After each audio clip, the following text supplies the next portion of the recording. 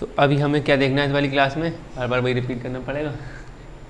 पीछे वाली क्लास में हम लोगों ने देख लिया था पृथ्वी की आंतरिक संरचना और पृथ्वी के संदर्भ में कुछ महत्वपूर्ण संकल्पनाएं। इसके अंदर हमने थोड़ा देख लिया था अक्षांश अक्षांश रेखाएं, देशांतर, यामोत्तर, और फिर हमने एक चैप्टर देखा था पृथ्वी की गतियाँ। अभी हम थोड़ा देखना चाह रहे हैं एक चैप्टर क्या, महाद्वीपीय विस्थापन सिद्धांत, जिसके कारण जो स्थलमंडल हम चल रहा है, स्थलमंडल में हम देखेंगे कि जो स्थलमंडल आज जो भूकंप आ रहे हैं और जो ज्वालामुखी की क्रियाएं घट रही हैं वो सब कैसे हो रहा है, उसको जानने का स्रोत कैसे, धीरे धीरे इन सिद्धांतों से हमें कुछ पता लगा था। यानी कि बहुत अतीत में जाके 1912 के आसपास ये अल्फ्रेड वेगनर ने एक सिद्धांत ये दिया था, अपने प्रतिपादित किया था। इसके इन्होंने सिद्धांत दिया, इन्होंने बताया कि पहले कैसी स्थिति थी, महाद्वीप सब जुड़े हुए थे, बीच में एक सागर था खाली जिसे पैंथला बोलते हैं, ऐसे उन्होंने बताया। उन्होंने अपना सिद्धांत दिया और ये ऐसे गति कर रहे हैं तो आज के जार में भारत बना, आज का यूरोपीय ऐसे बना, ऐसे यूरेशिया और उत्तरी अमेरिका, दक्षिणी अमेरिका, इन्होंने बताया कि कैसे कैसे करके बना है। तो पहले जुड़े हुए थे, फिर इनके सिद्धांत की आलोचना वगैरह कुछ हुई थी, फिर आगे दूसरा सिद्धांत आया और दूसरा सिद्धांत आया, ऐसे सिद्धांत आते आते एक फाइनल एक सिद्धांत जो चल रहा है तो सर्वमान्य इस टाइम में वो है प्लेट विवर्तनिकी यानी प्लेट टेक्टोनिक्स। उसके आधार पर जो व्याख्या करी गई है, जो परिघटनाएं हो रही हैं भूकंप ज्वालामुखी की, वो अभी तक मान्य है, उनको हिसाब से सब घटनाओं का आकलन किया जाता है। लेकिन उनका बैकग्राउंड इनसे ज़्यादा बना है कि वो लोग भी वहाँ तक पहुँच पाएँ, क्यों बता पाएँ, क्योंकि तब कुछ लोगों ने पहले कुछ ना कुछ बता दिया था। तो जैसे 1912 में ये सिद्धांत दिया गया था अल्फ्रेड वेगनर के द्वारा कि महाद्वीपीय विस्थापन से, इन्होंने बताया क्या था कि एक जो बीच पहले जो आज जो उत्तरी अमेरिका, दक्षिणी अमेरिका, यूरोप, एशिया, ये सब अलग अलग दिख रहे हैं, बीच में वहीं अटलांटिक सागर, कहीं प्रशांत महासागर दिख रहा है, वो सब पहले जुड़े हुए थे। एक ऐसे पूरा भूखंड था पूरा, उसके चारों तरफ पानी था,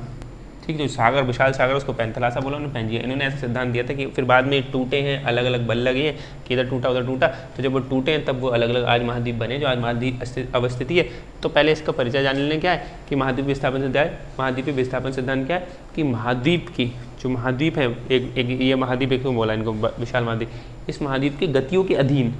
आज के जो महासागर बने हुए दिख रहे हैं बड़े बड़े, और आज के जो महाद्वीप दिख रहे हैं, इनकी वर्तमान अवस्थिति का पता लगाना, या जो सिद्धांत इसके बारे में बात कर रहा है उस सिद्धांत को महाद्वीपीय विस्थापन सिद्धांत कहते हैं। ठीक, ऐसे क्या करा कि अब जो महाद्वीप हैं, अलग अलग महाद्वीप, जैसे अगर वर्ल्ड मैप में आप देखोगे तो ब्राज़ील ऐसे करके बना होगा, ठीक है, थोड़ा सा यहाँ से ऊपर ऐसे हुआ होगा, और अफ्रीका देखोगे तो अफ्रीका क्या होगा, यहाँ से अफ्रीका का देखो वो ऐसे जुड़ा होगा, पास में देखो थोड़ा दूर होगा, लेकिन जब मुझे पास लाओगे तो ये जुड़ता हुआ मालूम चलेगा। जब अब वर्ल्ड मैप में देखेंगे तो जो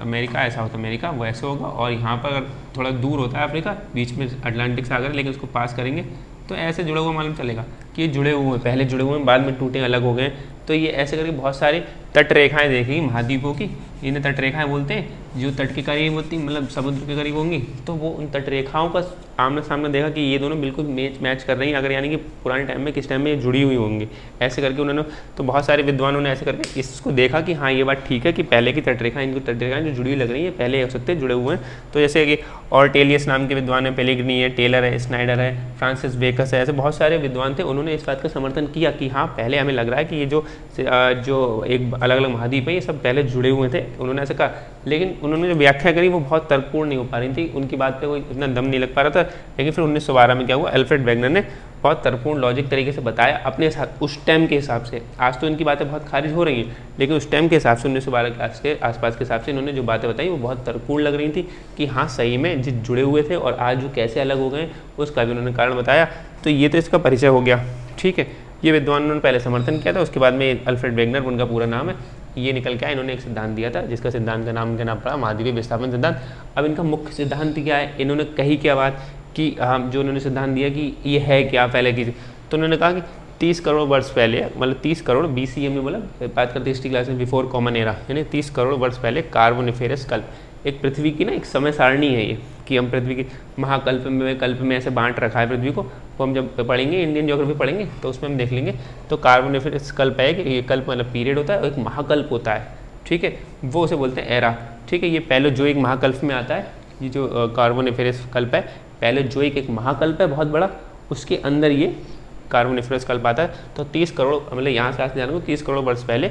लगभग कार्बोनिफेरस कल्प में एक ये बता रहे हैं कि ये सब जो आज महाद्वीप अलग अलग दिख रहे हैं, आपको वर्ल्ड मैप पे दिखता है, और उत्तरी अमेरिका, दक्षिणी अमेरिका, यूरेशिया, एशिया, ऑस्ट्रेलिया, नीचे सब कुछ दिख रहे हैं, ये अफ्रीका, और ये सब क्या जुड़े हुए थे, यानी कि सुपर कॉन्टिनेंट, एक कॉन्टिनेंट बोलते हैं इसको, 7 कॉन्टिनेंट्स हैं, ऐसे कॉन्टिनेंट बोलते हैं सुपर कॉन्टिनेंट, सब कुछ जुड़े हुए थे। उसका नाम क्या बताया उन्होंने, पैंजिया, यानी उसको बोलने लगा कि उसको पैंजिया बोलते थे, यानी कि सब लोग जुड़े हुए हैं, उसको पैंजिया बोलते थे। और अभी हम देखेंगे सियाल, उसमें उन्होंने बाद में बताया कि सियाल का बना हुआ, हमने सियाल सीमा पढ़ चुके हैं। सिलिकॉन एल्यूमिनियम कि हमने देखा क्रस्ट है, भूपृष्ठ है, वो सियाल का है। फिर लेकिन हमने बाद में देखा था कि भूपृष्ठ को भी उन्हें 2 भाग में कि सियाल ऊपर है और नीचे सीमा है। क्या देखा था ना, ऊपरी भूपृष्ठ है वो सियाल का बना हुआ और निचली भूपृष्ठ है वो किसका, सीमा का बना हुआ है। लेकिन पहले क्या बताया गया था सुएज ने, कि पहले सुएज महोदय तो उन्होंने बताया कि जो भूपृष्ठ है वो पूरा सियाल का बना हुआ है और जो नीचे प्रावार मेंटल चालू हुआ है वो किसका बना हुआ है, सीमा का बना हुआ है। तो उन्होंने ऐसे बताया था। लेकिन तो अभी तो हमें क्या समझना है कि पैंजिया है, यानी कि सब कुछ महाद्वीप सब जुड़े हुए थे, वो पैंजिया उसको बोला उन्होंने। और एक विशाल जल राशि यानी मेगा ओशियन था, बहुत बड़ा जल राशि थी, यानी सब जगह जल था। यानी कि ये पूरी पृथ्वी जो आउटर वाला है ये पूरी पृथ्वी और इस पर ये जल है और ये जो है ये बस लैंड है, लैंड पोर्शन है, इसको बोला पैंजिया। और ये जल वाला पोर्शन इसको बोला पैंथेलासा, यानी कि मेगा ओशियन उसको बोला। ठीक, तो उन्होंने बोला कि ये पैंजिया जो है वो सियाल का बना हुआ है और पैंथेलासा जो है वो सीमा का बना हुआ है। यानी कि जो हमने पीछे देखा था कि जब हमने देखा था कि महासागरीय भूप, हमने एक वो बनाया था, ऐसे डायग्राम बनाया था उसमें रासायनिक परत में, और हमने ऐसे देखा था एक ऐसे समुद्र भी बनाया था, फिर कहीं पहाड़ भी बनाए थे। ठीक, उसमें ऐसे हमने बनाया था। तो उसमें क्या था कि जो महासागरीय परत है ना, महासागरीय भूपृष्ठ की जो परत है वो सीमा का प्रतिनिधित्व करती है। यानी महासागरीय प्लेट किससे बनी, सीमा से बनी हुई है। और जो महाद्वीपीय भूपृष्ठ है जो उसकी ऊपरी भूपृष्ठ सियाल की बनी हुई है। ठीक है, यानी कि महासागर वाली जो हिस्सा है वो किसका है, सीमा का बना हुआ है। यानी कि भारी तत्वों से, गैब्रो बेसाल्ट ये चट्टानें होती है, इनसे बना हुआ है। और वो जो महाद्वीपीय वो ग्रेनाइट है, एंडेनाइट है, ऐसे इन चट्टानों से बना हुआ है। तो जो ग्रेनाइट अधिकता में पाया जाता है उसमें, और यहाँ पर क्या गैब्रो बेसाल्ट जैसी भारी भारी चट्टानें पाई जाती है, किसमें, महासागरीय वाले में। ठीक, तो यहाँ पर उन्होंने क्या बताया कि पैंजिया जो है वो सियाल का बना हुआ है। अब सियाल थोड़ा हल्का है, ये भारी चट्टान, मैग्नीशियम भारी था, हमने बात करते सिलिकॉन सबसे ऊपर, नीचे हमने ऐसे बढ़ते रहते कि नीचे देखा, फिर मैग्नीशियम देखा, उसके बाद फेरस आयरन देखा था, ऐसे कर बनाया था कि सबसे भारी तत्व क्या है, फेरस और निकल जो है, Fe और Ni है, वो बहुत भारी तत्व तभी तो पृथ्वी के केंद्र में पाए जा रहे हैं, ये हमने देखा था।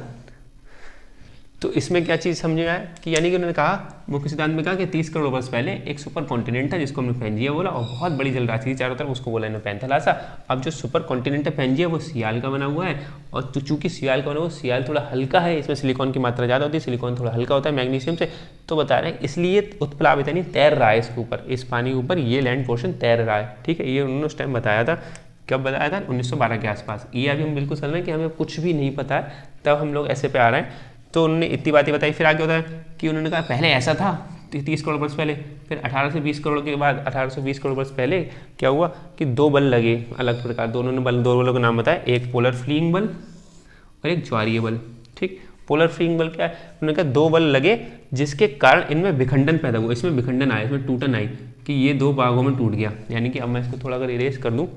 ऐसे कर दूँ यहाँ से, ये ऐसे हो गया, 2 भागों में टूटा इन्होंने कहा। ठीक, तो एक यहाँ पे डायग्राम बन जाएगा नीचे। इन्होंने कहा 2 बल लगे अलग अलग प्रकार जिससे विखंडन इसमें आया, किसमें, जो आपका था पैंजिया, इसमें विखंडन आया। तो ये ऊपर वाला जो पोर्शन बन गया, जो ऊपर वाला पोर्शन हुआ ना, अब इसको ऐसे हटाते हैं। तो इन्होंने कहा 2 बल आए जो जिसमें विखंडन हुआ। तो एक बल क्या है उसका नाम बताया ना, पोलर फ्लीइंग बल। ठीक, पोलर फ्लीइंग बल बोला। पोलर फ्लीइंग बल क्या है, जो पृथ्वी घूम रही है ना, पृथ्वी घूम रही, पृथ्वी का घूर्णन है, पृथ्वी के घूर्णन के कारण क्या हुआ, इसमें उत्तर की ओर गति हुई। यानी कि जो खंड था, भूखंड बीच में था, उसमें उत्तर की ओर गति हुई। तो ये जो उत्तर की ओर गति हुई तो ऊपर टूट गया, ये वो बता रहे हैं ऐसे करके। उन्होंने उस टाइम बताया था कि उत्तर की ओर गति हुई तो वो ऊपर टूटा। तो जो टूटा यानी कि अब जो एक पूरा भूखंड था, तो ऊपर वाला भाग को क्या बोला ना, लॉरेशिया। ठीक है, ये इसे ही अंगारा भी बोलते हैं, या अंगारा, हाँ, लॉरेशिया या अंगारा, ये 2 नाम है इसके, लॉरेशिया या अंगारा, ऊपर वाला जो लैंड आया। ठीक है, यानी नॉर्थ की तरफ आज के हिसाब से देंगे। और जो नीचे वाला बना इसको क्या बोलेंगे, ये है गोंडवाना लैंड। ठीक है, इसको गोंडवाना। अब ये तो पता ही है, ये वाला जो लैंड है, ये जो पानी है सब चारों तरफ, वो तो पैंथेलासा है। लेकिन जो बीच में एक थोड़ा सा, जब ये टूटेगा तो बीच में जल भर जाएगा ना, यहाँ पर, यहाँ जो भूसन्निधि बन जाएगी, इसमें जो जल भर जाएगा, है ना, इस जल को इन्होंने क्या बोला, टेथिस सागर। टेथिस सागर। ठीक, ये बात समझ में आई थोड़ी, कि उन्होंने कहा कि 2 बल हैं कि जो जिससे ये विखंडन पैदा हुआ। तो पहला बल बताना पोलर फ्लीइंग बल। पोलर फ्लीइंग बल क्या है ये समझ लेना, यहाँ पे इसको लिख लेना, पृथ्वी के घूर्णन के कारण, यहाँ पे क्या लिख लोगे, पृथ्वी के घूर्णन के कारण ये बल पैदा हुआ है, इसलिए मैंने बोला था कि जगह थोड़ा छोड़ लेना। यहाँ पर क्या है, पृथ्वी के घूर्णन के कारण, पृथ्वी घूम रही ना, उस घूर्णन के कारण बता रहे हैं कि पोलर फ्लीइंग बल एक पैदा हुआ, जिसके कारण इसमें उत्तर की ओर गति हुई। ठीक, इसको समझते भी रहो, उत्तर की ओर गति हुई जिसके कारण ये दो भागों में टूटा। उत्तरी भाग को क्या बोला, अंगारा या लॉरेशिया लैंड, ठीक है, और इसको दक्षिणी भाग को क्या बोला, गोंडवाना। ठीक, और जो बीच में फिर जल भर जाएगा आके, उस भूसन्निधि, एक बीच में भूसन्निधि बन जाएगी, बीच में टूटेगा, उसको क्या बोला, टेथिस सागर उन्होंने बोला। ठीक, ये जो यहाँ बना टेथिस सागर। ठीक, फिर उन्होंने कहा दूसरा बल क्या है, दूसरा बल है ज्वारीय बल। वही सूरज चंद्रमा का हमने ज्वार बांटा देखा, सूरज चंद्रमा के बल के कारण दूसरा बल क्या है, ज्वारीय बल। इसके इस बल से क्या हुआ, पश्चिम की ओर गति हुई, यानी सूरज चंद्रमा का आकर्षण लग रहा है, उसके कारण क्या हुआ, इसमें पश्चिम की ओर गति हुई। जो भूखंड है पश्चिम की ओर गति हुई, उत्तर की ओर गति हुई तो ये टूट गया ऊपर के लिए, तो ऊपर वाला लैंड हो गया लॉरेशिया और नीचे वाला क्या हुआ, गोंडवाना हो गया, उसका दूसरा नाम अंगारा भी। इसके कारण क्या हुआ, ज्वारीय बल के कारण पश्चिम की ओर गति हुई, यानी क्या हुआ, अब इसमें से क्या उत्तरी, ये वाला क्या, ये वाला पश्चिम की ओर चला जाएगा, ये वाला पोर्शन थोड़ा सा ये वाला चला गया, तो उन्होंने इससे उत्तर अमेरिका बन गया, दक्षिणी अमेरिका बन गया। यानी कि अब एक स्थिति कैसे आ जाएगी, एक स्थिति ऐसी आ जाएगी, अब तो बस खाली मैंने एक यहाँ बन जाएगा उत्तरी अमेरिका, ये दक्षिणी अमेरिका, और ये जो ये बता आपका लॉरेशिया वाला, और ये वाला हो गया नीचे गोंडवाना लैंड। तो ये बीच में जो एक बीच में अब जल आ गया, ठीक है, यानी कि उत्तरी और दक्षिणी अमेरिका बन गया, और ये बीच में जो जल आ गया, ये वाला जल, ये कौन सा हो गया, अटलांटिक सागर जो आपका बन गया आज के दौर में अटलांटिक सागर, ये बड़ा सा एक अटलांटिक सागर बन गया ये, समझ में आया। यानी कि इस पश्चिम की ओर गति करने से क्या हुआ, उत्तरी अमेरिका दक्षिण अमेरिका पश्चिम की ओर आ गए,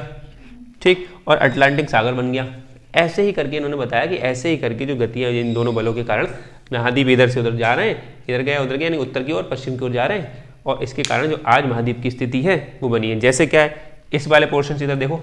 ये नीचे वाला गोंडवाना लैंड है, इस वाले पोर्शन से जो भारत आज का भारत प्रायद्वीप दिखा है, वो भारत टूट के यहाँ से ऐसे ऊपर पहुँचा है। तो इस वाले पोर्शन से भारत आज का बना है, वहाँ से ऐसे उत्तर की ओर गति करते करते यहाँ पे आज यहाँ भारत फिक्स है, बिल्कुल देखते हैं ऐसे करके टकराया हुआ है हिमालय पर्वत के, तो वहाँ पे ऐसे भारत प्रायद्वीपीय भारत है, वो आज का भारत गोंडवाना लैंड से निकला है। ठीक है, तो ऐसे क्या उन्होंने बताया कि इन्होंने बताया कि इसी के सहारे उत्तरी अमेरिका, दक्षिणी अमेरिका, यूरेशिया, ये जो सब आप देख रहे हो आज के टाइम में, ये सब बने हुए हैं किसके सहारे, उन्हीं बलों के कारण, दो बलों के कारण, जिसमें उत्तर की ओर गति हो रही है पोलर फ्लीइंग के द्वारा, और पश्चिम की ओर गति हो रही है ज्वारीय बल के कारण। ठीक है ना। तो और जो आपको क्वेश्चन ध्यान रखना वो क्या है कि जो प्रायद्वीपीय भारत है वो किससे बना है, गोंडवाना लैंड, जो नीचे गोंडवाना लैंड है इससे प्रायद्वीपीय भारत। ठीक, यानी अफ्रीका वाला जो पोर्शन, अफ्रीका है, दक्षिण अमेरिका जो नीचे का हिस्सा है वो किससे बना है, गोंडवाना लैंड से। अब ऊपर जो यूरोप यूरेशिया वाला है, उत्तरी अमेरिका है, वो किससे बने होंगे, सब लॉरेशिया लैंड से। ठीक है, ये बात समझ में आ रही, ये क्या उत्तरी अमेरिका दक्षिण अमेरिका है, ठीक, समझ में आ रहा है, और बीच में अटलांटिक सागर है। ठीक है, इन्होंने तब बताया कि दो बल 18 से 20 करोड़ के बाद कुछ टाइम बाद में दो बल लगने लगे। ठीक है, यानी कि ट्रायसिक कल्प के अंत में और जुरासिक कल्प में, ऐसे कर बताया उन्होंने। ठीक, अब देखो फिर उन्होंने ये सिद्धांत तो मुख्य सिद्धांत हो गया, यानी कि अब कोई बात करें तो मुख्य सिद्धांत क्या हो गया, इन्होंने बताया कि जो महाद्वीप है वो पहले जुड़े हुए थे सब, जिसको हमने पैंजिया बोला था, और जो चारों तरफ जो विशाल एक जल राशि थी, मेगा ओशियन था, वो क्या था, पैंथेलासा। ठीक है, और उस पैंथेलासा बोला उसको, और उन्होंने कहा वो सियाल का बना हुआ है पैंजिया, तो इसलिए सियाल हल्का होता है सीमा से, वो सीमा का बना, तो इसलिए उसके ऊपर उत्प्लावित तैर रहा है। ठीक, और उन्होंने कहा इसमें विखंडन पैदा हुआ दो बलों के कारण। एक बल उन्होंने बताया पोलर फ्लीइंग बल, जो पृथ्वी के घूर्णन के कारण, जो पृथ्वी घूम रही है उसके कारण पैदा हुआ था। तो उसमें जो भूखंड है पैंजिया है, उसमें उत्तर की ओर गति हुई, तो दो भागों में टूटा, लॉरेशिया और गोंडवाना लैंड, जिसको अंगारा भी बोलते हैं, और बीच में जो भूसन्नति बनी, इसको बोलते हैं भूसन्नति बनी, मतलब जो लैंड ऐसे टूटेगा तो बीच में एक जगह बनेगी, उसको भूसन्नति बोलते हैं। ठीक है, वो मतलब वही पृथ्वी का टुकड़ा, उसमें जब जल भर जाएगा आके तो भूसन्नति जल, उस जल को बोलेंगे टेथिस सागर। ठीक, और दूसरा बल उन्होंने बताया कि ज्वारीय बल हुआ, तो जो सूरज चंद्रमा के आकर्षण के कारण लगता है, तो उसमें इनमें पश्चिम की ओर गति हुई, तो ऐसे करके उत्तरी अमेरिका, दक्षिण अमेरिका, ये सब अलग अलग बने, और बीच में अटलांटिक सागर बना। ऐसे ही करके इन्होंने बताया कि आज की जो वर्तमान स्थिति आपको दिख रही है कि महाद्वीप अलग अलग है, महासागर जो जहाँ जहाँ वो कैसे सब बने। ऐसे क्या है, यहाँ से देखो इन दोनों के बीच में और गैप टूटेगा, जब प्रायद्वीप भारत बनेगा, जो आज का भूमध्य सागर आप देखोगे, वो भूमध्य सागर क्या होगा, टेथिस सागर जहाँ पे है, टेथिस सागर तो इसी बीच में, तो वो टेथिस सागर का बचा हुआ हिस्सा ही आजकल भूमध्य सागर, मेडिटेरियन सी बोला जाता है, जो मेडिटेरियन सी है, जो बर्मा में देखोगे, तो वो टेथिस सागर का बचा हुआ हिस्सा यहाँ पे है कि ये तो उधर टूट के निकल गया, प्रायद्वीपीय भारत निकल लेगा, और ये ऊपर चले जाएगा थोड़ा सा, और ये और ऊपर बढ़ जाएगा, उत्तर की ओर गति होगी, तो बीच में जो भूमध्य मेडिटेरियन सी है, भूमध्य सागर है, उसका वो क्या टेथिस सागर का बचा हुआ हिस्सा ही बचा हुआ है अभी, और वो एक दिन भर जाएगा। इसका उत्तर की ओर गति कर रहे हैं तो वो भर जाएगा ऐसे करके, वो बहुत टाइम बाद है। लेकिन अभी हम प्लेट टेक्टोनिक्स से पढ़ेंगे तो उसमें और समझेंगे प्लेटों की गतियाँ कैसे हो रही हैं और कैसे कैसे करके जो हिमालय जो लगातार ऊंचाई बढ़ रहा है, क्योंकि भारत क्या है, जो भारत का नीचे का हिस्सा अब तो इरेज कर दिया, क्या है वो बिल्कुल ऊपर के लिए पुश कर रहा है, तो ऊपर के बढ़ रहा है, इसीलिए हिमालय की ऊंचाई ऐसे ना, और ये भारत ऐसे आया था, तो इसीलिए ऐसे हिमालय की ऊंचाई ऐसे बड़े ये उत्तर की ओर अभी तक पुश करे पड़ा, और यूरेशिया प्लेट नीचे से आ रही है, नीचे के लिए जा रही है, तो ऐसे टकराहट हो रही है, जिसके कारण वो ऐसे करके फोल्ड हो रहा है ऊपर के लिए, बलित पर्वत ऐसे बोलते हैं जिसे, फोल्डेड माउंटेन। उस हम अभी आगे पढ़ेंगे, लेकिन अभी धीरे धीरे यहाँ से वहाँ पहुँचेंगे तो ज़्यादा क्लियर होगा, डायरेक्टली हम वहाँ पहुँचेंगे तो थोड़ा सा क्लियर नहीं हो पाएगा। तो पुराना सिद्धांत उन्होंने ये दिया, ये तो मोटा मोटा उनका सिद्धांत है, इन्होंने सिद्धांत दिया। अब उन्होंने कहा कि आप कह तो रहे, उन्होंने थोड़ा उसके पक्ष में तर्क बताओ, साक्ष्य बताओ, तो उनके साक्ष्य उन्होंने अपने पक्ष में क्या दिया, उन्होंने कहा कि मैं क्यों कह रहा हूँ कि ये जुड़े हुए थे पहले, क्योंकि आप देख लो कि जो रेखाएं इनकी तट रेखाएं वो एक जैसा समान लग रही है। हमने बताया ना कि साउथ अमेरिका क्या है, ऐसे करके फैला हुआ है, ठीक, और वो अफ्रीका है, वो अफ्रीका क्या है, ऐसे करके है दूर यहाँ पे, तो अगर इसको पोर्शन को उठा के इधर लगा देंगे तो ये जुड़ा ही वो मालूम पड़ेगा पूरा। तो ये बीच में ये जो हमने बताया ना बीच में सागर बन गई, ये वो सागर है, अगर इसको यहाँ पे फिक्स कर दिया जाए तो ऐसे जुड़ जाएगा, ऐसे करके बताना। तो तट रेखाओं में बहुत समानता है इनमें, तो उन्होंने कहा कि तट रेखाओं में जो है महाद्वीप, ये महाद्वीप है एक दक्षिण अमेरिका और ये अफ्रीका महाद्वीप, तो दक्षिण अमेरिका और अफ्रीका महाद्वीप में क्या हुआ कि इसमें इनकी तट रेखाएं उनमें समानता बहुत है, इस वजह से मैं कह रहा कि जुड़े हुए उन्होंने बात बताई। एक तो उन्होंने पक्ष दिया, दूसरा क्या भूगर्भिक संरचना, यानी कि इसके अंदर की जो प्लेटें वगैरह सब आयु, चट्टानों की आयु वगैरह पता करी, और इसके यहाँ के तटों की आयु की चट्टानें पता करी सबकी, तब क्या वो दोनों में सेम पाई गई।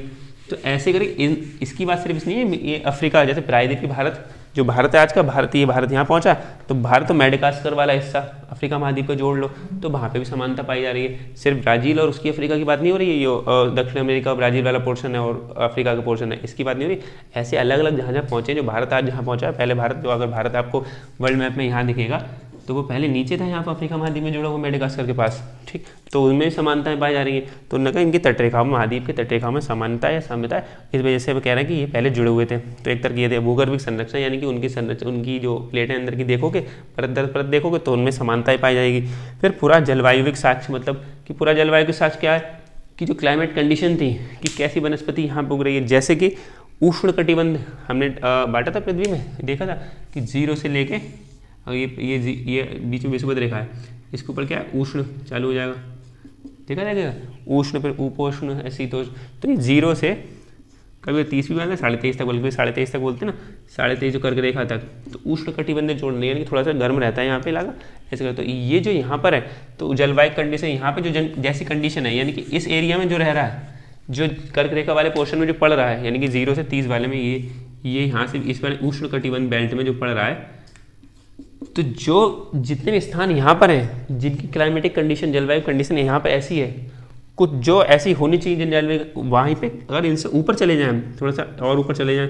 जो इस पोर्शन में जो अभी तक जलवायु के हमें साक्ष्य पाए गए हैं, तो हमें इनकी और इनकी कंडीशन, मतलब कुछ ऐसी चीज़ें हैं जो 18 डिग्री सेंटीग्रेड से नीचे नहीं रहनी चाहिए। जैसे प्रवाल वित्तीय बताए जाते हैं कि इनको इतना टेम्परेचर से अगर नीचे टेम्परेचर मिला, 18 डिग्री सेंटीग्रेड से अगर नीचे टेम्परेचर मिला, तो ये वहाँ पर सर्वाइव नहीं कर पाएंगी। लेकिन फिर भी उनके साक्ष्य, पुराने साक्ष्य यहाँ पाए गए हैं। तो ऐसा क्यों? तो ऐसा लगता है कि मतलब यहाँ पे 18 डिग्री सेंटीग्रेड से यहाँ तो बहुत टेम्परेचर, यहाँ तो बर्फ़ पड़ी रहती है, जमी रहती है, हमेशा ऊपर के लिए चले जाओ ध्रुवों की तरफ, तो ऐसा क्यों कि वो वहाँ पाए जा रहे हैं, जबकि वो तो 18 डिग्री सेंटीग्रेड नीचे पाए ही नहीं जाते। तो आज उनके फॉसिल क्यों मिल रहे हैं, हमें ऐसे क्यों मिल रहे हैं, जीवाश्म वगैरह क्यों मिल रहे हैं? तो वो है बताना कि पुराने टाइम में कभी ये जुड़े हुए होंगे, जब ये नीचे, यहाँ पहले नीचे के हिस्से में थे, अब उत्तर की ओर गति कर ऊपर पहुँच गए, तो वो तो वहाँ से नहीं गायब होंगे ना, उनके फॉसिल्स वगैरह वहाँ पड़े रहेंगे। तो इन्होंने एक ये बताया कि क्लाइमेटिक कंडीशन के हिसाब से, कि वहाँ की क्लाइमेटिक कंडीशन और वहाँ की क्लाइमेटिक कंडीशन थोड़ी सेम है, इसलिए उन्होंने बताया कि पूरा जैविक साक्ष्य से बता रहे हैं कि ये पहले जुड़े हुए थे ऐसे करके। तो इन्होंने एक तर्क ये दिया। दूसरा उन्होंने बताया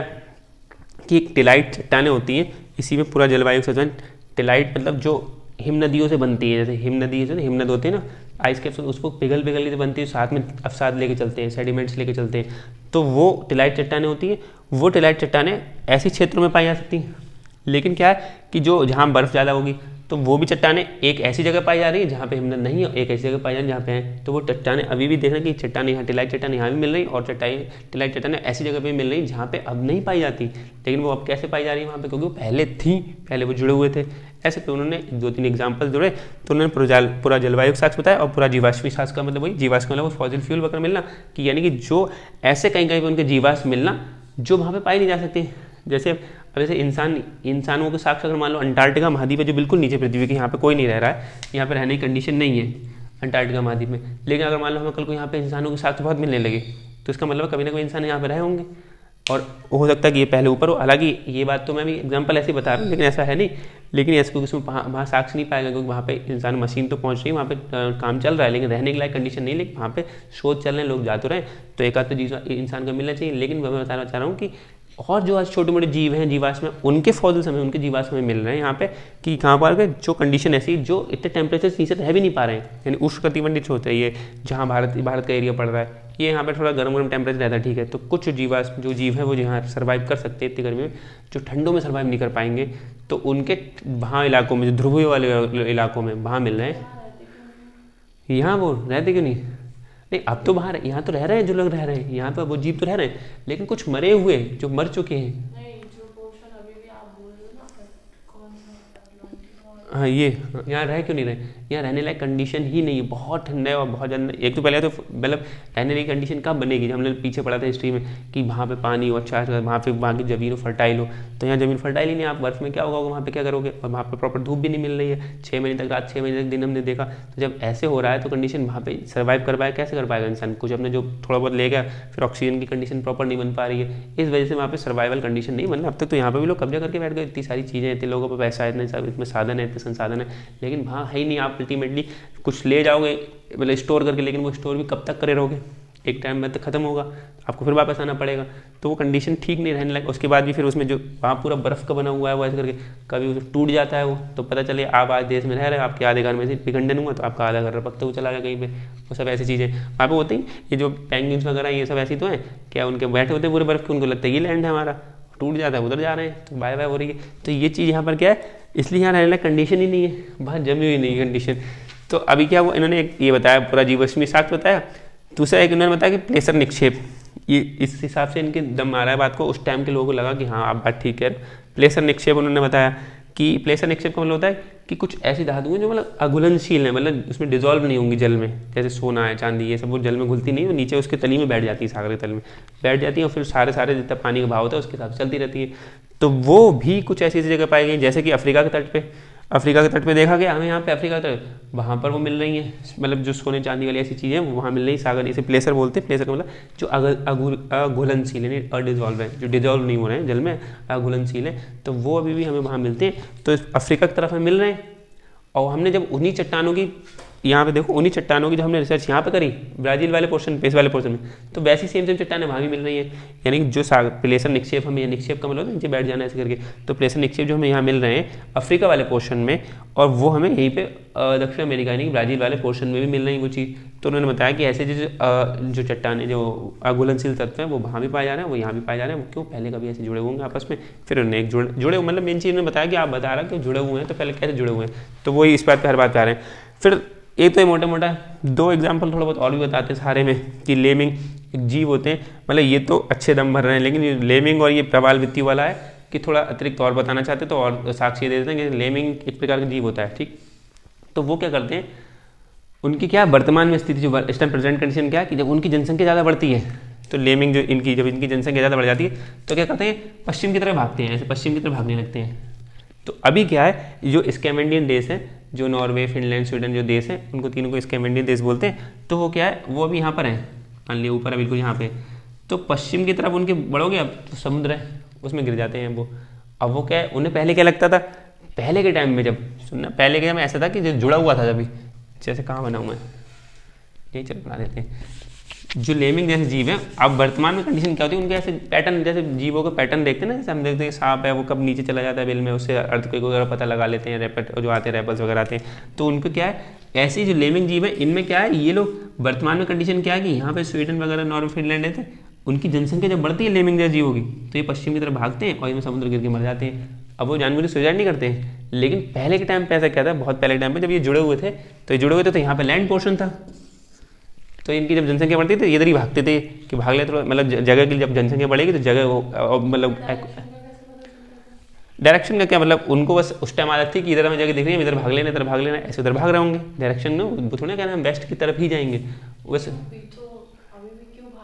अब तो आदत पड़ी होती है। एक आपने देखा ना शीप वाला कंसेप्ट, देखा नहीं देखा, उसका भी सुना कि पहाड़ों में एक भेड़ क्या करती है, भेड़ एक के पीछे एक की चलती रहती है।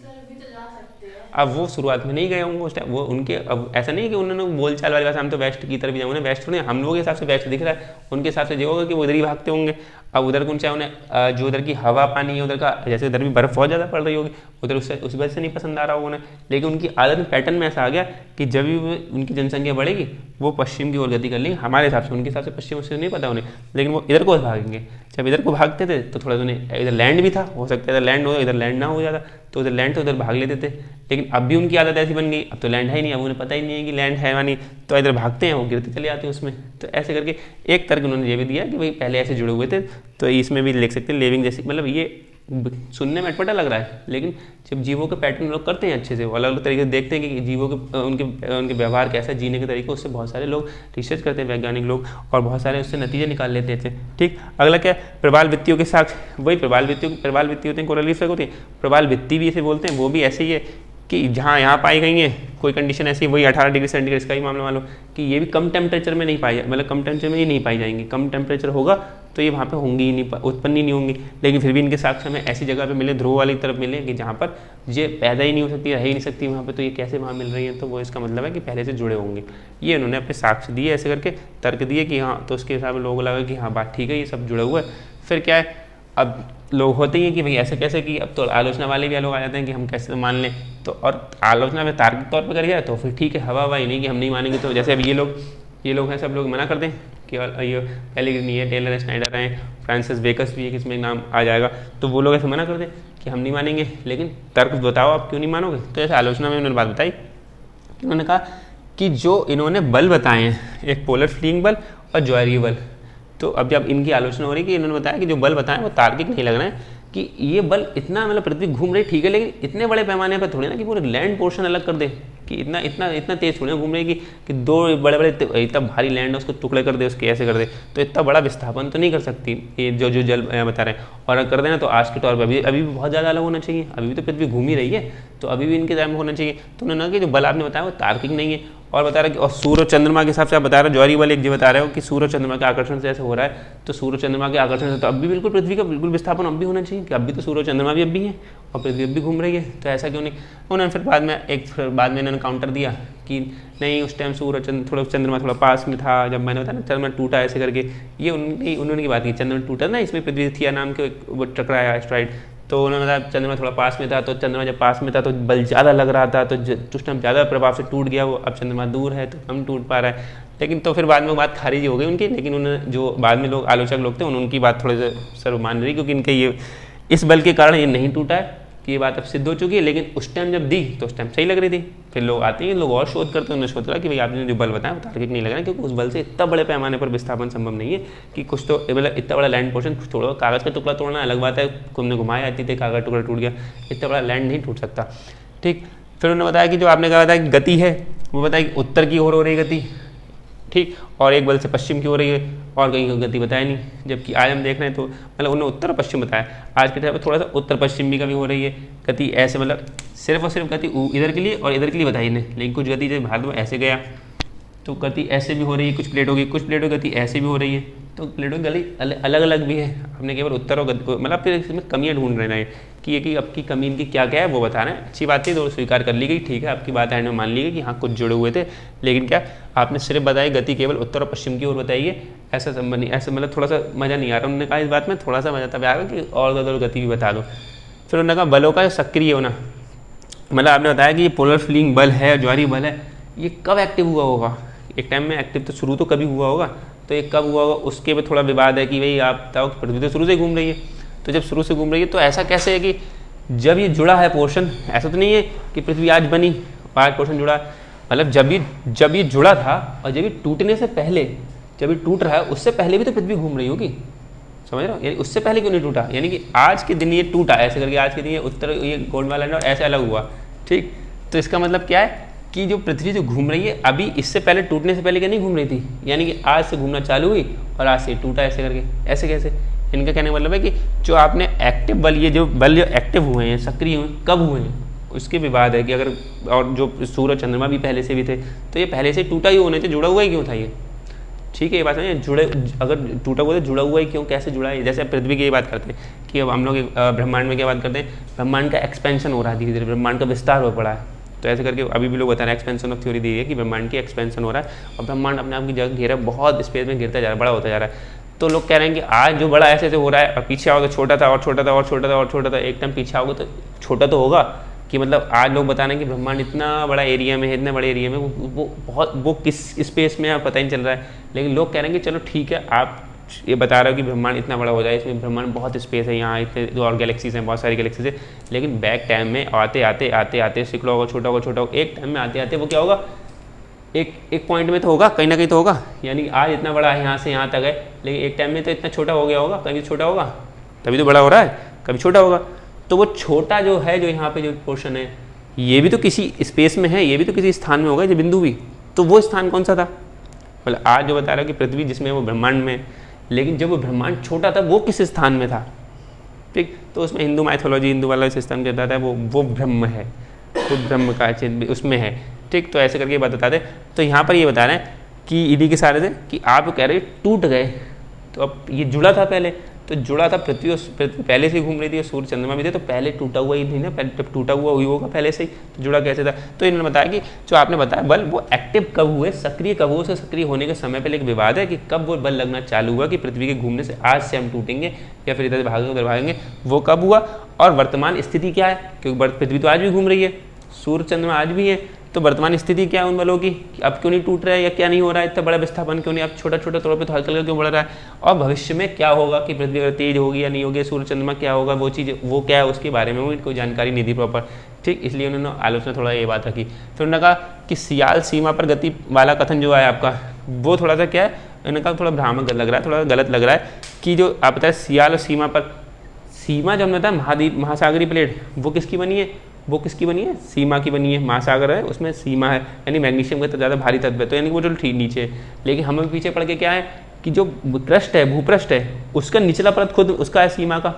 है ना। क्रस्ट को ऊपर दो भागों में बांटा था हमने, ऊपरी क्रस्ट किस में था, वो सियाल का था, और निचला क्रस्ट खुद सीमा का था। तो यानी क्रस्ट भी तो सीमा का बना है, जो पेंजिया है इसमें भी तो ये सीमा था, इसके नीचे इसके दो भागों में बांटा था हमने, सियाल और सीमा में, तो ये भी तो भारी है अपने आप में, तो फिर ये कैसे तैर रहा है उस पर? तो ये वाली बाद में जब धीरे धीरे शोध और होते ना, तब बाद में पता चला, लेकिन उस टाइम तो नहीं था। तो ये वाला भूपृष्ठ का पोर्शन नीचे, तो उन्होंने कहा ये वाला जो कथन आपका वो थोड़ा सा अजीब लग रहा है कि सीमा पे तैर रहा है, तो सीमा पे सीमा ही कहते रहा, भारी भारी चीज़ पे कैसे तैर रही है। ठीक है, और ये फिर उन्होंने कहा कि महाद्वीपों के गति की चर्चा सागर तली के बारे में अस्पष्टता है, यानी कि इन्होंने बताया कि आप जो कह रहे हो कि महाद्वीप की गति है, इन्होंने बताया कि महाद्वीप की गति हो रही है, लेकिन एक सागर है जिस महासागर, उसके नीचे भी तो तली है, उसका क्या, वो गति नहीं कर रही है क्या? तो वो गति कर रही नहीं कर रही, उसके बारे में आपने कुछ बताया नहीं है, तो वो अस्पष्टता है। और ये बात समझ में आ रही है, वाला पॉइंट दर पॉइंट समझ में आ रहे सब। अगला पॉइंट क्या है, ये कह रहे हैं पर्वत निर्माण, द्वीपों की उत्पत्ति, ज्वालामुखी, भूकंप जैसी इन सब की व्याख्या का जो इन्होंने प्रयास किया, वेगनर ने बताया, अल्फ्रेड वेगनर ने, कि उन्होंने बताया कि जो पर्वत आज के बने हैं, जो पर्वत दिख रहे हैं आपको, एंडीज पर्वत है, हिमालय पर्वत है, ठीक है, यूराल पर्वत है, ये कैसे बने, इन्हें पर्वत भी बताया, और उनके भूकंप आ रहे हैं वो कैसे, और द्वीप देखो जैसे ना अपने अंडमान निकोबार है भारत के उस साइड में, ठीक, तो ये हमने देखा कि जो द्वीपों की उत्पत्ति है, जैसे भारत याद है, तो भारत के इधर क्या है, अंडमान निकोबार है, तो ये द्वीप है, ऐसे द्वीप बोलते हैं। तो द्वीपों की उत्पत्ति, द्वीप कैसे बने, छोटे छोटे द्वीप कैसे बने, तो इन द्वीपों की उत्पत्ति थी। पर्वत निर्माण, पर्वत कैसे बने, ज्वालामुखी कैसे क्रियाएं हो रही हैं, और भूकंप वगैरह कैसे आ रहे हैं, इन्होंने भी वैगनर ने इनकी व्याख्या करनी चाहिए कि ये ऐसे ऐसे इस वजह से हो रहे हैं, तो वो त्रुटिपूर्ण मालूम चल रही कि आपने जो व्याख्या करी वो ठीक नहीं करी है, वो ऐसे नहीं हो रहा है, आज के टाइम पे अलग है। तो उस टाइम पूछा गया पर्वत ने, तो उन्होंने पर्वत निर्माण बोले कि टकरा रहे हैं आपस में, तो ऐसे पर्वत बन रहे हैं, इधर तो जा रहे हैं, और ये मतलब ऐसे ही लग रहा था जब इन्होंने काउंटर करा ना, जैसे यहाँ पे बल को बताया कि उस टाइम चंद्रमा पास में था तो ज़्यादा लग रहा था, ऐसे इसका काउंटर कैसे करा कि द्वीपों की उत्पत्ति कि उन्होंने कहा कि जो पश्चिम की ओर जो गति कर रहे हैं ना, तो जैसे भारत जो भारी है वो पश्चिम की ओर गति कर गया भारत, अब छोटे छोटे टुकड़े रहेगा इधर, तो द्वीप बन गया इधर, उन्होंने ऐसे कहा। तो उन्होंने कहा कि बोले कि कभी तो, और उन्होंने बोले यहाँ बोला कि जो पर्वत निर्माण कैसे हो रहा है, पर्वत निर्माण बोले ऐसे हो रहा है कि जो महासागरीय प्लेट है, यानी कि जो महासागर है, यानी कि ये महासागर मान लो, इसमें महासागर, ये महासागरीय प्लेट हो गई और ये महाद्वीप की प्लेट हो गई, ठीक है, जिगजैग वाली, तो इससे टकराई उन्होंने कि महासागर की तली से ये, और ये जो ये महाद्वीप वाली ये लैंड पोर्शन टकराया, इसके टकराने से ऐसे करके पर्वत बने। तो बोले कभी तो आप कह रहे हो कि ये तैर रहा है इसके ऊपर, और कभी कह रहे हो कि टकरा रहा है। तो उन्होंने कहा कि भाई आपका जो सियालसी वाला कंसेप्ट है, इसलिए यहाँ पे जो काउंटर कर रहे हैं ना कि पर्वत निर्माण बताया, इन्हें पर्वत निर्माण कैसे बना है, टकरा के बना। तो उन्होंने फिर जो आलोचकों ने कहा कि आप कह रहे थे अभी तो तैर रहा है और आप कह रहे हो टकरा रहा है, तो इसके बारे में थोड़ा सा क्लियर बात नहीं हो रही थी। लेकिन हाँ, तो ये ना ज्वालामुखी और इन सब की जो व्याख्या करी वो थोड़ी त्रुटिपूर्ण रही इनकी।